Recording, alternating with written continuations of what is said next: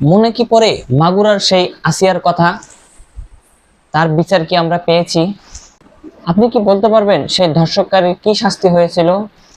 রামিসার সাথেও আরো লোমহর্ষক ঘটনা ঘটেছে, আমরা কি এর বিচার পাবো?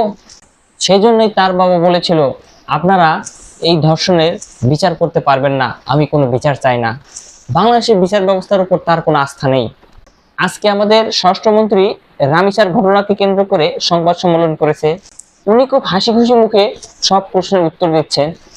ওনাকে দেখে মনে হচ্ছে রামিসার ঘটনাটা ওনার অন্তরকে টাচ করেনি। সাংবাদিকরা যখন ওনাকে প্রশ্ন করে এই ধর্ষণকারীকে কি প্রকাশ্যে শাস্তি দেওয়া হবে, তখন তিনি উত্তর দেন, আমরা কোনো মধ্যযুগে নেই।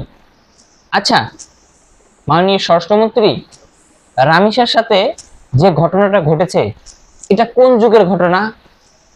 এরকম ঘটনার বর্ণনা তো আমরা মধ্যযুগীয় বর্বরতা সেই ঘটনাগুলো ইতিহাসে পড়েছি। তাহলে রামিসার শাস্তির ক্ষেত্রে কেন আমরা সেই মধ্যযুগীয় দিনের কথা মনে করি? তার সাথে যে লোমহর্ষক ঘটনাটা ঘটেছে, একজন সুস্থ মানুষ এই ঘটনা শোনার সাথে সাথে বলবে যে তাকে প্রকাশ্যে ফাঁসি দেওয়া হোক, অথবা অতি দ্রুত সময়ের মধ্যে তার উপযুক্ত শাস্তি বুঝিয়ে দেওয়া হোক। স্বরাষ্ট্রমন্ত্রী, এই ঘটনাটা যদি আপনার মেয়ের সাথে ঘটতো, আপনি কি ঠিক থাকতে পারতেন?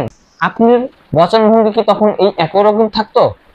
ধর্ষণকারী যেহেতু তার দায় স্বীকার করেছে এবং এর চাক্ষুষ প্রমাণ রয়েছে, তাহলে বিচার প্রক্রিয়া এত দেরি কেন?